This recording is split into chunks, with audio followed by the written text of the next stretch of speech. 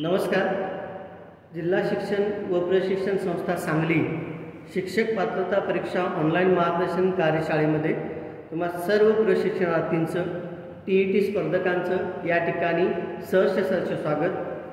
शिक्षक पात्रता परीक्षा ऑनलाईन मार्गदर्शन संकल्पनेचे प्रेरणास्थान डॉक्टर विकास सलगर्स, प्राचार्य जिल्हा शिक्षण व प्रशिक्षण संस्था सांगली यांच्या मार्गदर्शनातून प्रेरणेतून आज आपण महाराष्ट्रातील सर्व शिक्षक पात्रता परीक्षा देणाऱ्या उमेदवारांच्यासाठी विद्यार्थ्यांच्यासाठी ऑनलाईन मार्गदर्शन कार्यशाळेचं आयोजन केलेलं आहे. या मार्गदर्शन शाळेमध्ये मी Shri Anil Gopal Tertale, Kasturba junior college of education Sangli, माझ्याकडं TET स्पर्धेसाठी मराठी भाषा पेपर 1 व 2 यासाठी भाषा कौशल्य, व्याकरण, शब्दसंग्रह आणि भाषा उपयोग हा विषय माझ्याकडं देण्यात आलेला आहे. या विषयाच्या माध्यमातून TET परीक्षेमध्ये पेपर 1 व 2 भाषेसाठी विचारल्या जाणाऱ्या प्रश्नांची तयारी आणि त्या प्रश्नांच्यासाठी या विषयाच्या असणाऱ्या संकल्पना स्पष्ट करण्यासाठी मी तुमच्याशी या ठिकाणी हितगुज साधत आहे. चला तर सुरू करूया. आपल्या विषयाला भाषिक कौशल्यांची संकल्पना मुळात समजून घेत असताना भाषिक कौशल्य म्हणजे काय, की ज्यामध्ये भाषा वापरण्याची क्षमता, आपले विचार, भावना, माहिती इतरांपर्यंत पोचवणे व समोरच्याचे समजून घेणे, की ज्यामुळे माणूस समाजात आणि अध्यापनाच्या प्रक्रियेमध्ये प्रभावी संवाद साधू शकतो. यासाठी आपण ही संकल्पना समजून घेतोय. भाषिक कौशल्याची जी प्रमुख यंत्रणा आहे किंवा जे प्रमुख भाषिक कौशल्य आहेत की ज्यामध्ये श्रवण, भाषण, वाचन, लेखन या भाषेच्या मूलभूत क्षमता आहेत, कौशल्य आहेत, या आपल्याला समजल्या पाहिजेत, त्या समजून घेतल्या पाहिजेत. श्रवण, भाषण, वाचन, लेखन या मूलभूत कौशल्यांच्यावर प्रभुत्व प्राप्त केल्याशिवाय आपल्याला पुढं जाता येत नाही. आणि म्हणून याची सुद्धा TET स्पर्धकांनी ही संकल्पना समजून घेणं, तयारी करणं ही काळाची गरज आहे. यासाठी श्रवण म्हणजे काय, भाषण म्हणजे काय, वाचन म्हणजे काय, लेखन म्हणजे काय, अनेक संदर्भ पुस्तकातून तुम्ही त्याचा अर्थ वगैरे समजून घेताय, ती कौशल्य विद्यार्थ्यांमध्ये रुजवण्यासाठी प्रयत्न करताय. आता या कौशल्यांचा उपयोग करण्यासाठी शिक्षक म्हणून तुम्ही काय करू शकता बघा, याचा वापर कसा करू शकता बघा, की ज्यामध्ये तुम्हाला प्रभावी संवाद साधणं, त्याचबरोबर या चारही कौशल्यांच्या प्राप्तीसाठी प्रयत्न करणं, संभाषण, वादविवाद, चर्चा, संवाद याचा वारंवार सराव करणं आणि त्यासाठी दिलेलं तंत्र आत्मसात करणं आणि या अनुषंगाने आपल्याला या कौशल्यांचा वापर अध्यापनाच्या प्रक्रियेवर करताना TET साठी कसा वापर करता येईल याचाही विचार करणं आवश्यक ठरतं. मराठी भाषेचं व्याकरण समजून घ्या. व्याकरण म्हणजे काय? मुळातच मराठी भाषेची योग्य आणि शुद्ध लेखन, वाचन, बोलण्याचं हे जे काही तंत्र आहे, हे जे काही शास्त्र आहे, याच्या अनुषंगाने आपण मराठी व्याकरणाचे प्रमुख भाग सुद्धा समजून घेणं या ठिकाणी गरजेचं ठरतं. यामध्ये आपल्याला शब्दांच्या जाती, संधी आणि समास, लिंग, वचन, विभक्ती, काळ व क्रियापदाची रूपे, वाक्यरचना, त्याचबरोबर वर्णमाला, स्वर, स्वरादी, व्यंजन हे त्याचे वर्णाचे प्रकार, त्यामध्ये झालेले बदल, व्यंजन, स्वरादी आणि एकूणच जुन्या आणि नव्या संकल्पनेमध्ये झालेले बदल तुम्ही TETचे परीक्षार्थी म्हणून समजून घेणं ही काळाची गरज आहे. कारण का, पूर्वी आपण 12 कडी शिकायचो, आता 12 कडी न राहता ती 14 कडी झालेली आहे. व्यंजन, स्वरादी आणि यामध्ये एकूण झालेले बदल तुम्ही अनेक संदर्भ पुस्तकांची मदत घेऊन काय करू शकता, या संकल्पना क्लिअर करू शकता. TETच्या पेपर 1 आणि 2 भाषा विषयाच्या पेपरसाठी आपल्याला या भाषा कौशल्यापासून त्याचबरोबर व्याकरणापर्यंत ह्या सगळ्या संकल्पना समजून घेणं काळाची गरज आहे. त्याचबरोबर संधी ही संकल्पना, संधी म्हणजे काय, संधीचे प्रकार, संधी म्हणजे दोन शब्द एकत्र आल्यावर त्याच्या शेवटच्या आणि सुरुवातीच्या अक्षरामध्ये होणारा उच्चार बदल आणि संधी म्हणजे जोडणे किंवा संयोग याबरोबर संधीचे प्रकार आपण समजून घेताना आपल्याला या स्वर संधी, विसर्ग संधी, व्यंजन संधी या संकल्पना आपल्या स्पष्ट असणं, त्यांची उदाहरणं, त्या उदाहरणांचा सराव करणं, त्यावर विचारलेल्या प्रश्नांची उत्तरे आपल्याला व्यवस्थित देता येणं, यासाठी आपल्याला या संकल्पना परत नीटशा साकल्यानं अभ्यासाव्या लागतात, विचारात घ्याव्या लागतात. याचबरोबर लिंग आणि वचन, लिंगाचे प्रकार की ज्यामुळं आपल्याला नामानं दाखवलेली व्यक्ती प्राणी असेल, वस्तू असेल, पुरुष असेल, स्त्री असेल किंवा नपुंसकलिंगी असेल, ती दर्शवण्याची जी काही यंत्रणा आहे ती समजून घेणं अपेक्षित आहे. आता पुल्लिंग म्हणजे काय, स्त्रीलिंग म्हणजे काय, नपुंसकलिंग म्हणजे काय किंवा लिंग बदलण्याची उदाहरणं म्हणजे काय, हे सगळं मी तुम्हाला माहीत करून देण्यासाठी या सगळ्या गोष्टींची ओळख या ठिकाणी करून देणार नाही. तर तुम्हाला या परीक्षेची तयारी करत असताना आपल्या या विषयातल्या मुख्य संकल्पना कोणत्या आहेत की ज्यामध्ये आता आपण भाषा कौशल्य असेल, त्याचबरोबर व्याकरण असेल, व्याकरणातले शब्दभेद किंवा शब्दाच्या जाती असतील, लिंग असेल, त्याचबरोबर वचन असेल. आता वचन म्हणजे एखादी वस्तू किंवा व्यक्ती एक आहेत का अनेक आहेत हे समजून घेत असताना आपल्याला वचनाचे दोन प्रकार अभ्यासावे लागतात की ज्यामध्ये एक वचन की ज्यामध्ये एकच वस्तू, एकच व्यक्ती दाखवली जाते. अनेक वचनामध्ये आपल्याला एकाहून अधिक व्यक्ती किंवा वस्तू दाखवत असताना आपण त्यांची रचना कशी पाहतो, कशी करतो, या ठिकाणी वचन बदलांच्या उदाहरणातून आपल्याला समजून घेता येतं. ते माहीत करून घेणं गरजेचं आहे, त्याचा सराव करणं सुद्धा गरजेचं आहे. त्याचबरोबर भाषेचं सामान्य रूप, नामामध्ये किंवा सर्वनामामध्ये बदल होताना त्या शब्दाच्या मूळ रूपामध्ये प्रत्यय जोडण्या अगोदर होणाऱ्या बदलास आपण सामान्य रूप असं म्हणतो.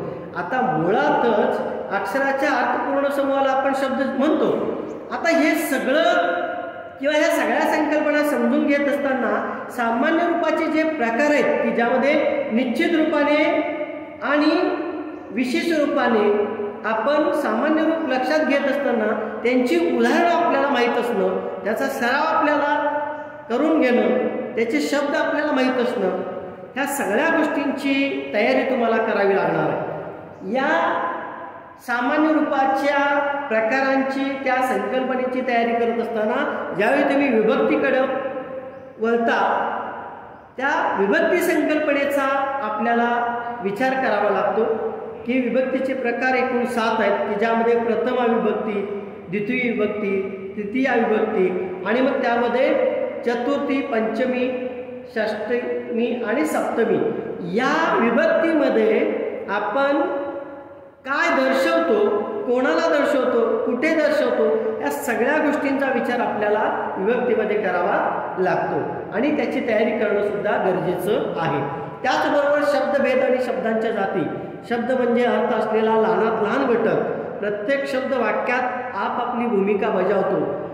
या शब्दांच्या जाती एकूण 8 आहेत की ज्यामध्ये नाम, सर्वनाम, विशेषण, क्रियापद हे विकारी आणि अविकारी क्रियाविशेषण, शब्दयोगी अव्यय, उभयनिवी अव्यय आणि केवळ प्रयोगी अव्यय या शब्दांच्या जातीचा विचार करत असताना आपल्याला हे सगळे शब्दांच्या 8च्या 8 जाती व्यवस्थित समजून घेत असताना तुम्हाला त्याची उदाहरणे आणि त्याची वाक्ये किंवा त्या वाक्यातून तुम्हाला ह्या शब्दांच्या जाती ओळखता येणं, त्यातून ते लिहिता येणं हे अपेक्षित आहे. दुसरी गोष्ट, व्याकरणाचं अंग आपलं व्यवस्थित असेल तर आपल्याला शब्दांच्या जातीवर आधारित विचारल्या जाणाऱ्या कुठल्याही प्रश्नांची खूप छान तयारी करता येते. त्यानंतर आपण वळणार आहोत प्रयोगाकडे. मराठी व्याकरणामध्ये प्रयोग म्हणजे वाक्यातील कर्ता, कर्म आणि क्रियापद यांचा एकमेकांशी असलेला संबंध किंवा क्रियापदाचे रूप कर्त्याच्या किंवा कर्माच्या लिंग, वचन आणि पुरुषानुसार ज्या ठिकाणी बदलते त्या ठिकाणी आपल्याला या प्रयोगाचे अनेक प्रकार समजून घ्यावे लागतात, माहीत करून घ्यावे लागतात की ज्यामध्ये कर्तरी प्रयोग असो, कर्मणी प्रयोग असो, भावे प्रयोग असो. आता कर्तरी म्हटलं की कर्ता महत्वाचा, क्रिया महत्वाची. कर्मणी म्हटलं की कर्म महत्वाचं, क्रिया कशावर होते ते महत्वाचं. त्यानंतर भावे प्रयोगामध्ये क्रियेवर भर, करणाऱ्यावर नाही, नेमका क्रिया काय झाली हे या ठिकाणी आपल्याला समजून घ्यावं लागतं. आणि मग याची उदाहरणं तुम्हाला काय करावी लागतात, समजून घ्यावी लागतात. विधानातलं कर्ता कर्म आणि क्रियापद तुम्हाला ओळखावं लागतं, त्याचं कार्य ओळखावं लागतं आणि मग तुम्ही या प्रयोग संकल्पनेचं कुठलाही उदाहरण तुम्ही सहजपणे सोडवू शकता. त्याचबरोबर समास, दोन किंवा अधिक शब्द एकत्र येऊन एकच नवा शब्द तयार होतो, त्याला आपण समास म्हणतो. समास म्हणजे संक्षेपानं मांडणं. समासामुळं वाक्य लहान, सोपे आणि प्रभावी बनतं. समासाचा वापर आपण करत असताना अध्यापनाच्या प्रक्रियेमध्ये ही समास होण्याची, तयार होण्याची प्रक्रिया समजून घेताना आपल्याला जो नवीन शब्द तयार होणार आहे तो तयार होण्यापाठीमागं ही समास नावाची संकल्पना, समास संकल्पना अतिशय काळजीपूर्वक समजून घेणं गरजेचं आहे. आता समासाचे एकूण जे 4 मुख्य प्रकार आहेत, अव्यय भाव समास, तत्पुरुष समास, द्वंद्व समास आणि बहुव्रीही समास, यांची पदं समजून घ्या. ती समजून घेत असताना अनेक संदर्भ पुस्तकांचा वापर तुम्ही करत असताना त्यातली उदाहरणं लक्षात ठेवा. त्याचबरोबर अनेक पाठ्यपुस्तकांचा तुम्ही विचार करत असताना त्या पाठ्यपुस्तकामध्ये येणारी हे जे काही समास आहेत, जे शब्द आहेत, ते तुम्हाला व्यवस्थित स्पष्ट करता येणं, ओळखता येणं अतिशय गरजेचं आहे. त्यामुळंच तुम्हाला समासावर विचारलेल्या कुठल्याही प्रश्नाचं उत्तर खूप छान पद्धतीनं देता येणार आहे. त्याचबरोबर वाक्यरचना, अर्थपूर्ण शब्दांचा एकत्रित समूह म्हणजे वाक्य आणि शब्दांची योग्य क्रमाने आणि नियमानुसार मांडणी म्हणजे वाक्यरचना. आता हे सगळी वाक्यरचना समजून घेत असताना वाक्याचे 3 मुख्य जे भाग आहेत ते तुम्हाला समजून घ्यावे लागतात, त्याशिवाय वाक्य तयारच होत नाही. कर्ता, कर्म आणि क्रियापद. तुम्हाला या मुख्य भागातला एक जरी भाग तुम्ही काढून टाकला तर तुमचं अर्थपूर्ण वाक्य तयार होणार नाहीये. त्यासाठी कर्ता, कर्म आणि क्रियापद समजून घ्या. त्याचबरोबर या 3 प्रकाराबरोबरच वाक्याचे प्रकार समजून घेणं अतिशय गरजेचं आहे, की ज्यामध्ये साधं वाक्य, की ज्यामध्ये एकच क्रियापद आणि एकच विचार. त्यानंतर संयुक्त वाक्य, की ज्यामध्ये जोड शब्दाने जोडलेलं 2 वाक्य, 2 किंवा अधिक साधी वाक्य आपण ज्यावेळी जोड शब्दाने जोडतो त्यावेळी त्याला एक अर्थपूर्णता प्राप्त होते. आणि मग मिश्र वाक्याकडं आपण वळत असताना एक मुख्य वाक्य एक किंवा अधिक वाक्याशी ज्यावेळी आपण जोडतो त्यावेळी ती गौण वाक्य आपल्याला या ठिकाणी वापरता येतात. त्याची उदाहरणं सुद्धा तुम्हाला माहीत असणं गरजेचं आहे, त्याचाही तुम्हाला सराव करणं गरजेचं आहे. इतर प्रकारामध्ये उद्गारवाचक वाक्य असेल, प्रश्नार्थक वाक्य असेल, आज्ञार्थ वाक्य असेल, नकारार्थी वाक्य असेल, तर या वाक्याची ओळख किंवा त्या वाक्यातला आपल्याला जो काही भाव आहे तो भाग ओळखता येणं अपेक्षित आहे. ह्या सगळ्या गोष्टींची तुम्ही मला तयारी करत असताना आपल्याला या बरोबर अलंकाराची सुद्धा संकल्पना समजून घ्यायची आहे, की ज्यामुळं भाषेला सौंदर्य प्राप्त होतं, भाषेला शोभा येते, त्याला आपण किंवा त्याच्या गुणधर्मांना आपण भाषेचे अलंकार म्हणतो. भाषेमुळं ज्याला शोभा येते त्या गुणधर्मांना आपण भाषेचे अलंकार म्हणतो. आता याचं उदाहरण बघा, फुलांचा हार जसा गळ्याला शोभा देतो तसंच अलंकार वाक्याला शोभा देतात. म्हणजे जर तुम्ही भाषेमध्ये अलंकाराचा वापर केला किंवा अलंकारांच्या प्रकारांचा वापर केला तर तुमचं भाषा सौंदर्य अध्यापनाच्या प्रक्रियेमध्ये खूप छान पद्धतीने तुम्हाला वापरता येणार आहे. त्याचबरोबर आपल्याला अलंकाराचे जे मुख्य 2 प्रकार आहेत, शब्द अलंकार, की ज्याला आपण शब्दांच्या रचनेतून पुनरुक्ती, समानता इत्यादीने निर्माण होणारी शोभा आपण काय करतो विचारात घेतो. उदाहरणादाखल गंधर्व गातो. अर्थालंकारामध्ये शब्द नव्हे तर अर्थामुळे निर्माण होणारी शब्दा, भाषेमध्ये शब्दामुळे नाही तर अर्थामुळे भाषेला शोभा येते. उदाहरणादाखल ती चंद्रासारखी सुंदर आहे, म्हणजे चंद्रासारखी सुंदर आहे यामधील शब्द महत्वाचा नाही तर अर्थ महत्वाचा आहे. आणि हे अलंकाराचं जे काही सौंदर्य ते भाषेमध्ये उतरल्यामुळं आपल्याला भाषा सौंदर्य वाढवता येतो. आता या शब्दालंकाराचे प्रकार, त्याचे प्रकार लक्षात घेत असताना यामध्ये अनुप्रास, यमक आणि श्लेष हे 3 जे शब्दालंकाराचे प्रकार आहेत की ज्यामध्ये अनुप्रासामध्ये एका अक्षराची पुनरावृत्ती, यमकमध्ये समान शब्द शेवटी येतो आणि श्लेषमध्ये एका शब्दाला 2 अर्थ प्राप्त होतात. त्याची उदाहरणं आपल्याला वारंवार सरावानं काय करून घ्यावी लागतात, समजून घ्यावी लागतात, त्याचा सराव करावा लागतो. तरच तुम्ही या शब्द अलंकाराचे प्रकार ओळखू शकता, त्याचे योग्य पर्याय TETच्या परीक्षेमध्ये लिहू शकता. अर्थालंकाराचे जे प्रकार आहेत की ज्यामध्ये उत्प्रेक्षा, रूपक, उपमा आणि व्यतिरेक हे आपण वापरत असताना, आपल्याला भाषा सौंदर्य पुढे वाढवत असताना, आपल्याला ही अलंकाराच्या प्रकारांची रचना आपल्या भाषेमध्ये, लेखनामध्ये वापरत असताना आपल्याला शिक्षक म्हणून हे भाषा सौंदर्य पुढं वाढवत नेता येतं. त्याचबरोबर भाषेवर प्रभुत्व प्राप्त करत असताना, भाषेला योग्य घटनारूप न्याय देत असताना विरामचिन्हांची दखल आपल्याला शिक्षक म्हणून घ्यावी लागते. विद्यार्थ्याला घेण्यासाठी प्रवृत्त करावं लागतं की ज्यामध्ये विरामचिन्ह म्हणजे काय बघा, वाक्यातील अर्थ स्पष्ट करण्यासाठी, थांबा दाखवण्यासाठी किंवा भावना व्यक्त करण्यासाठी वापरले जाणारे चिन्ह म्हणजे विरामचिन्ह.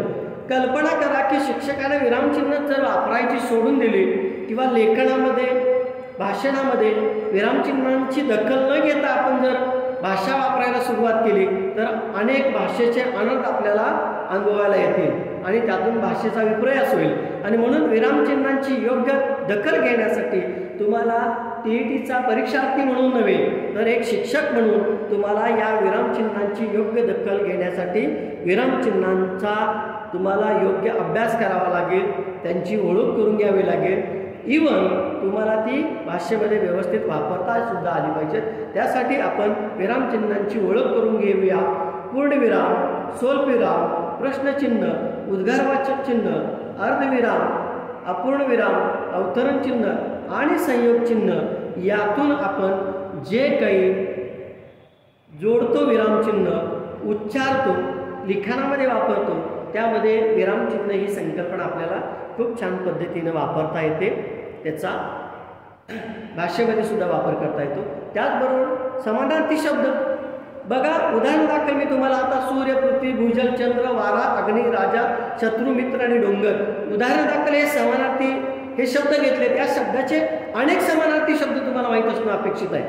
मग त्यासाठी तयारी करणं गरजेचं आहे. भाषेची तयारी करत असताना भाषेमध्ये येणारे शब्द, समानार्थी शब्द आपल्याला विचारात घ्यावे लागतात. त्याचा अर्थ आपल्याला माहीत असावा लागतो, तरच आपण त्यामध्ये भाषेमध्ये त्याचा वापर करू शकतो. आणि तुम्हाला दिलेल्या पर्यायातून समानार्थी शब्द ओळखता येणं अपेक्षित आहे. त्यामध्ये लिखाणासाठी आणि भाषणासाठी तुम्हाला समानार्थी शब्द वापरता येणं अपेक्षित आहे. विरुद्धार्थी शब्द दिवस, प्रेम, सत्य, नवा, मोठा, काळा, जिवंत, लाभ आणि सुख. तुम्हाला प्रत्येक तुमच्या पाठ्यपुस्तकामध्ये अध्यापनाच्या प्रक्रियेमध्ये येणाऱ्या शब्दाचा विरुद्धार्थी शब्द माहीत असेल तर तुम्ही योग्य रीतीनं भाषेमध्ये त्याचा वापर करता तुम्हाला येतो. त्याचबरोबर TETसाठी तुम्हाला विरुद्धार्थी शब्द ओळखणं हे सुद्धा तुम्हाला अपेक्षित आहे. आणि बघा, माझ्या मते जेवढ्या प्राथमिक स्तरावरील शिष्यवृत्तीच्या ज्या काही परीक्षा आहेत त्या परीक्षांचा जर तुम्ही साकल्यानं अभ्यासक्रमाचा जर विचार केला तर समानार्थी शब्द, विरुद्धार्थी शब्द तुम्हाला अगदी सहजपणे असे दिलेले आहेत की ज्याचा तुम्हाला विरुद्धार्थी किंवा समानार्थी शब्द आठवत नाही किंवा सांगता येत नाही. त्यासाठी तुमचं वाचन प्रभावी असणं, अनेक पुस्तकांचं पाठ्यपुस्तक असेल, पुरवणी वाचनाची पुस्तकं असतील, संदर्भ पुस्तकं असतील, यांचं वाचन तुमचं असणं अपेक्षित आहे. टिपाकोश असेल, विश्वकोश असेल, शब्दकोश असतील, याची सुद्धा तुम्हाला माहिती असणं गरजेचं आहे. त्यातूनच तुमचे समानार्थी आणि विरुद्धार्थी शब्द खूप छान पद्धतीनं तयार करता येतील. शब्दसमूह म्हणजे अनेक शब्दांच्यासाठी तुम्हाला किंवा एकच शब्द ज्यावेळी तुम्हाला येतो तो अनेक शब्दांच्यासाठी आलेला असतो. उदाहरणादाखल बघा, आधी जन्म घेतलेला, फार कमी बोलणारा, देवासाठी करावयाची विशिष्ट पूजा. शब्दसमूहासाठी येणारा शब्द तुम्हाला अनेक संकल्पना, अनेक अर्थ, भाषेचं सौंदर्य किंवा कमीत कमी शब्दामध्ये वापरलेला जो काही शब्द आहे तो त्या शब्दसमूहाचं नेतृत्व करत असताना तुमच्या अनेक गोष्टी त्या एका शब्दातून तुम्हाला व्यक्त करून देत असतो. म्हणून अशा शब्दसमूहांची सुद्धा तुम्हाला ओळख असणं, ओळखता येणं, वापरता येणं ही तुमच्या TET स्पर्धा परीक्षेची काळाची गरज आहे. हे सगळे जे काही उदाहरणं अतिशय कमी घेतलेली आहेत मी उदाहरणं, कारण ही असंख्य उदाहरणं आहेत ती तुम्हाला अनेक संदर्भ पुस्तकामधून पाहावी लागणार आहेत, अभ्यासावी लागणार आहेत. उदाहरण दाखल काही नाश न पावणारे अविनाशी, म्हणजे अविनाशी हा ज्यावेळी शब्द येईल त्यावेळी तो शब्दसमूह काय अर्थ स्पष्ट करतो, अनेक शब्दांचा अर्थ उलगडतो हे तुम्हाला समजून घेता येतं, समजून देता येतं. हे तुम्हाला तयार करावं लागणार आहे, त्याचा सराव करावा लागणार आहे. वाक्यप्रचारावर बघा, अगदी तुम्ही पहिलीपासून ते अगदी 12वीपर्यंत तुम्हाला मराठी भाषेमध्ये अनेक पाठ्यपुस्तकामध्ये, अनेक उतार्यामध्ये, तुमच्या बोलण्यामध्ये, भाषणामध्ये, लेखनामध्ये तुम्ही वाक्यप्रचाराचा अर्थ आणि वापर हा केलेला आहे. मुळातच विशिष्ट अर्थ असलेला स्थिर वाक्यांश तो तुम्हाला तुमच्या भाषेमध्ये वापरत असताना त्या वाक्यप्रचाराचे अर्थ आणि त्या वाक्यप्रचाराचा वापर तुम्हाला करता येणं गरजेचं आहे. त्याचा अर्थ ओळखणं, वापर करता येणं ही तुम्हाला TET परीक्षेमध्ये विचारलेल्या ज्या वाक्यप्रचाराची जी रचना आहे ती तुम्हाला समजून घ्यावी लागेल. वाक्यप्रचाराचा साठा तुमच्याकडे असंख्य असणं गरजेचं आहे. त्याचबरोबर म्हणी, मुळात म्हणी या माझ्या मते लोकसाहित्यातून, मौखिक संवादातून किंवा लौकिक आणि मौखिक परंपरेतून आपल्याला म्हणीची ही जी काही परंपरा जी मिळालेली आहे, जी देणगी मिळालेली आहे, त्यातून मराठी भाषा समृद्ध झालेली आहे. आणि त्यासाठी म्हणी म्हणजे काय हे तुम्हाला माहीत असणं गरजेचं आहे. जनजीवनातून, अनुभवावरून निर्माण झालेली शिकवण देणारी वाक्यरचना, म्हणजे पूर्वीच्या लोकांच्या भाषिक आदानप्रदानामध्ये किंवा संभाषणामध्ये जर थोडंसं बारकाईने लक्ष दिलं तर तुम्हाला म्हणींचा अगाध साठा अभ्यासता येईल किंवा पाहता येईल, की ज्यामध्ये म्हणी, असंख्य म्हणी, की ज्या म्हणीमुळे आपल्याला कमीत कमी शब्दामध्ये खूप काही सांगता येतं, संदेश देता येतो, उपदेश देता येतो. त्यासाठी ती म्हण तुम्हाला माहीत असणं, त्याचं वाचन असणं, त्याचा अर्थ तुम्हाला वापरता येणं ही काळाची गरज आहे. TET परीक्षेची तयारी. त्याचबरोबर भाषाविषयी शिक्षक म्हणून तुम्हाला भाषेमधली भाषा शुद्धता समजून घेणं काळाची गरज आहे. शुद्ध आणि अशुद्ध शब्द तुम्हाला ओळखता आले पाहिजेत. शुद्ध शब्द कोणता, अशुद्ध शब्द कोणता, आणि व्याकरणदृष्ट्या शुद्ध लेखनाच्या नियमानुसार तुम्हाला त्याचा जर वापर करता आला, तुमचा विद्यार्थी वापरत असेल, त्यानं केलेलं लेखन असेल, ह्या सगळ्या गोष्टीचा विचार तुम्हाला या शुद्ध आणि अशुद्ध शब्दातून करावा लागणार आहे. व्याकरणामध्ये अचूक असलेला आणि शुद्ध लेखनाच्या नियमानुसार योग्य असलेला शब्द तुम्हाला ओळखता आला पाहिजे. आणि त्याची उदाहरणं भरपूर आहेत.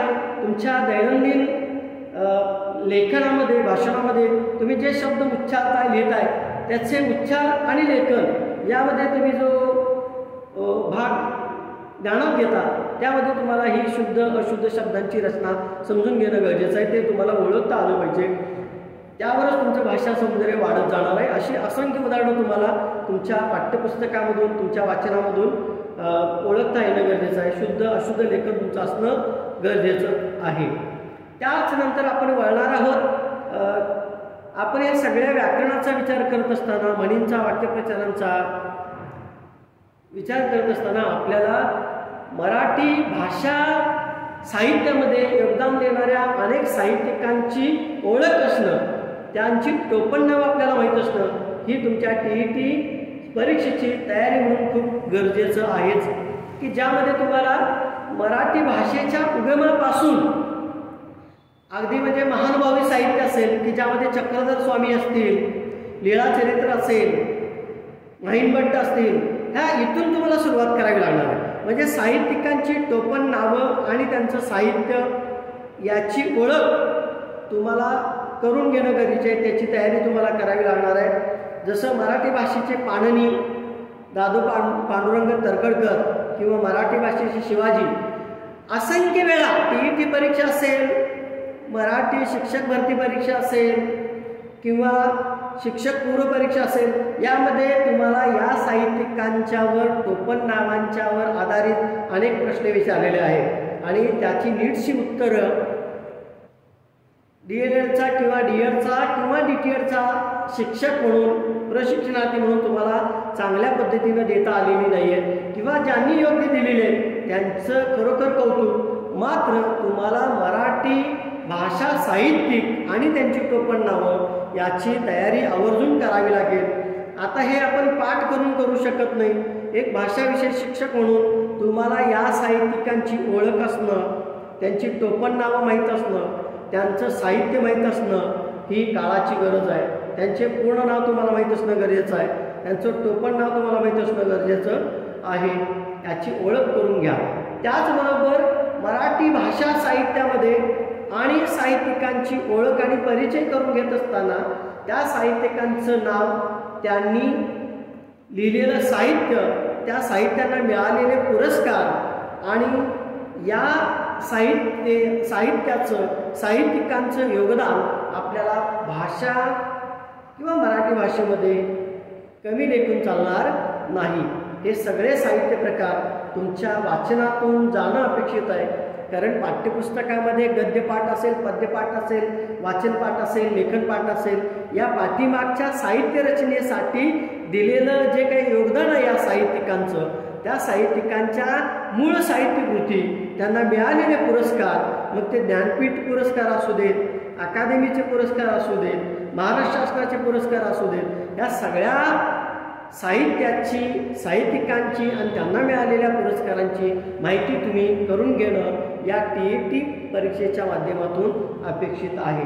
त्याचबरोबर कविता लेखन आणि त्या लेखनावर विचारले जाणारे प्रश्न, मुळातच कवितेमधून भावना असतील, कल्पना असेल, व्यक्त करण्याचं ते एक माध्यम आहे. म्हणजे आपण कविता लेखनामध्ये ही अभिव्यक्तीचं हे जे काही माध्यम आहे, त्या माध्यमामध्ये आपल्याला कविता लेखनासाठी प्रतिभा तर लागतेच लागते. त्याचबरोबर आपल्याला भाषेचं आणि व्याकरणाचं अंगसुद्धा असावं लागतं. आणि मग त्या अनुषंगाने कविता लेखनावर किंवा कवितेवर विचारलेल्या प्रश्नांची उत्तरं जर तुम्ही तपासली किंवा प्रश्न जर तुम्ही सरावात घेतले तर तुमच्या लक्षात येईल की या कविता लेखनाचं अंग किंवा कवितेची ही प्रतिभा जर शिक्षक आणि विद्यार्थी या दोघांच्याकडे जर असेल तर आपल्याला खूप छान पद्धतीनं कवितेचा आशयगर्भ किंवा आशय विद्यार्थ्यापर्यंत खूप छान पद्धतीनं समजावून देता येतो. आणि TET परीक्षेच्या माध्यमातून कवितेवर विचारलेल्या प्रश्नांची उत्तरंसुद्धा खूप छान पद्धतीनं अचूक तुम्हाला देता येते. त्याचबरोबर पत्रलेखन, औपचारिक आणि अनौपचारिक पत्रलेखन. हे औपचारिक पत्रलेखन कोणाकोणासाठी आपण लिहू शकतो, त्याचा मजकूर कसा असतो, त्याचा मायना कसा असतो, कशा पद्धतीनं आपण पत्र लिहू शकतो, औपचारिक पत्रलेखनाचे नियम काय असतात, या सगळ्या गोष्टींचा विचार आपल्याला करावा लागतो. याचा सरावसुद्धा करावा लागतो.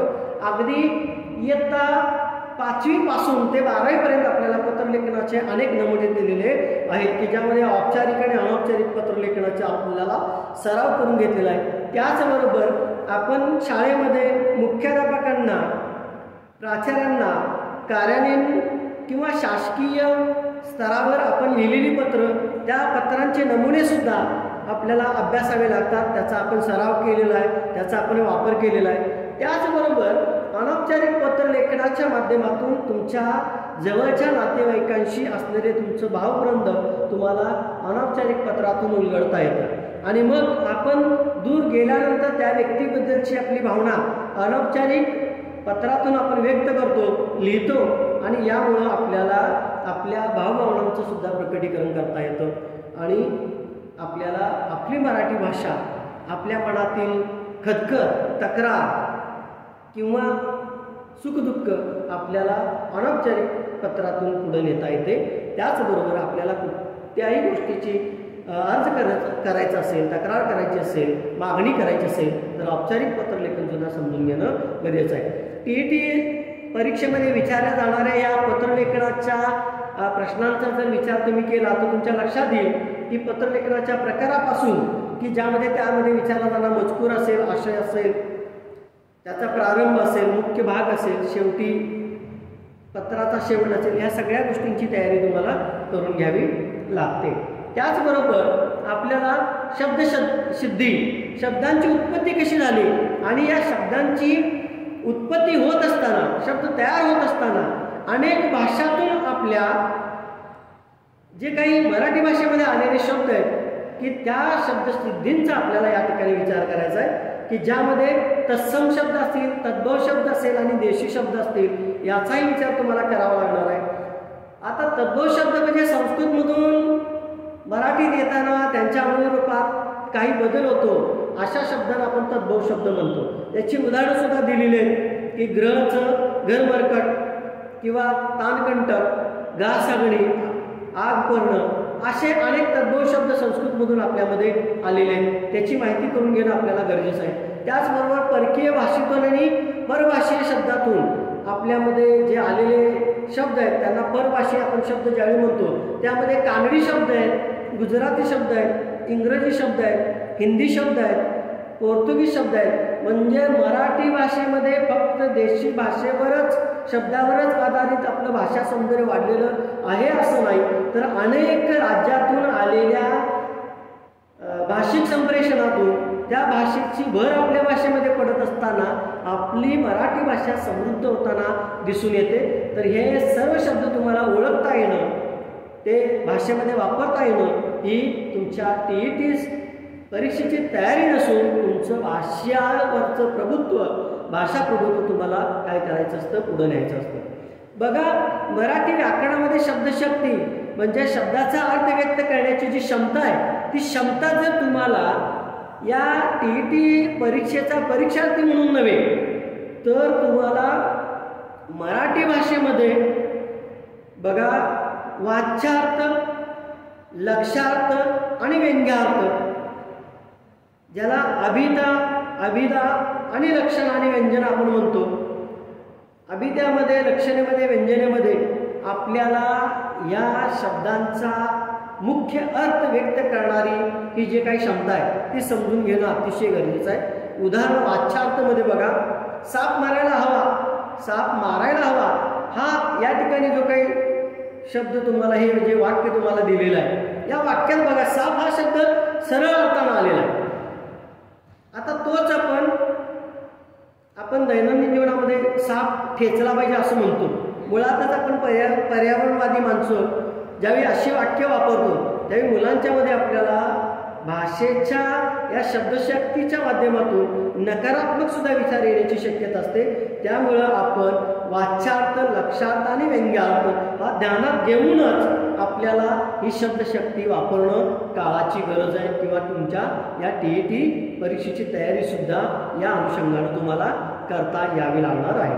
त्याचबरोबर वाक्यपृथक्करण म्हणजे वाक्यातील घटक, कर्ता, कर्म, क्रियापद जर वेगळे करून त्याचं विश्लेषण आपल्याला करता आलं तर वाक्याची रचना आणि अर्थ समजून घेण्यास मदत होते. उदाहरणादाखल वाक्यपृथक्करणामध्ये कर्ता, कर्म आणि क्रियापद यांचं विश्लेषण करताना यामध्ये जर काही त्रुटी आपल्याला आढळल्या तर तुमचं वाक्य व्यवस्थित होणार नाही, वाक्याची रचना किंवा वाक्याचा अर्थ व्यवस्थित उलगडला जाणार नाही. त्यामुळं वाक्यपृथक्करण करत असताना वाक्यातील कर्ता शोधा, क्रिया करणारा कोण आहे ते ओळखा, कर्म शोधत असताना कर्त्यानं क्रियावर केलेला परिणाम किंवा कोणावर केलेला परिणाम तो शोधा. त्याचबरोबर वाक्यातील मुख्य क्रिया ओळखा म्हणजे क्रियापद ओळखा किंवा ते शोधा. आणि हे शोधत असताना, हा विस्तार शोधत असताना कर्ता, कर्म किंवा क्रियापदाबद्दल अधिक माहिती देणारे शब्द ज्यावेळी तुम्ही ओळखता त्याच वेळी तुम्हाला वाक्याचं पृथक्करण करता येतं असं म्हणता येईल. आता यासाठी तुम्हाला विधेय विस्तार सुद्धा माहीत असणं गरजेचं आहे. विधानपूरक शब्द तुम्हाला ओळखता येणं काळाची गरज आहे. त्याची उदाहरणं तुम्हाला आली पाहिजेत. तीही उदाहरणं या ठिकाणी आपण दिलेली आहेत. यासाठी तुम्हाला अनेक पाठ्यपुस्तकांची सुद्धा मदत घ्यावी लागणार आहे. आता त्यानंतर आपण काळाकडे वळतोय. वाक्यातील क्रियापदावरून क्रिया कधी घडते याचा बोध ज्या ठिकाणी होतो त्याला आपण काळ म्हणतो. आणि काळाचे मुख्य 3 प्रकार आहेत, त्याचे उपप्रकार सुद्धा आहेत. मला आश्चर्य वाटतं की प्रशिक्षणार्थी म्हणून, विद्यार्थी म्हणून तुम्ही लेखन करत असताना जे भाषेचा वाक्यांचा तुम्ही वापर करता त्या वाक्यामध्ये जर काळ तपासण्याची प्रक्रिया प्रत्येक परीक्षकाने जर परीक्षेमध्ये सुरू केली तर माझ्यामध्ये खेदानं असं म्हणावं लागेल की काळ म्हणजेच काय ही संकल्पना बऱ्याच वेळा लेखनकर्त्यानं किंवा परीक्षार्थींनं समजून घेतलेली नाही असं म्हणावे लागते। आणि यासाठी तुम्हाला काळ व्यवस्थित माहीत असणं गरजेचं आहे। वर्तमान काळ म्हणजे काय? क्रिया घडत आहे, क्रिया घडून गेलेली आहे, क्रिया घडणार आहे, हे काळातून कसं स्पष्ट होतं हे काळाच्या प्रकाराची जी काय रचना आहे ती समजून घेणं तुम्हाला गरजेचं आहे। त्याचबरोबर काळाचे जे उपप्रकार आहेत की ज्यामध्ये आपल्याला साधा काळ असेल, अपूर्ण काळ असेल किंवा पूर्ण काळ असेल, ते मुख्य काळाच्या प्रकारामध्ये जाऊन आपल्याला तपासायचं आहे।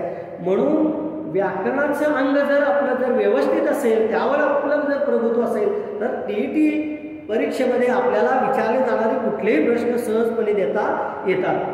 बाळांनो, माझी तुम्हा सगळ्यांना एक विनंती आहे की भाषा कौशल्य विचारात घेत असताना भाषेमध्ये येणारे शब्दसंग्रह असतील, भाषेचा उपयोग असेल, आत्ता आपण ज्या ज्या गोष्टीचा विचार या ठिकाणी केलेला आहे तो सगळा विचार तुम्हाला या अनुषंगाने करावा लागणार आहे।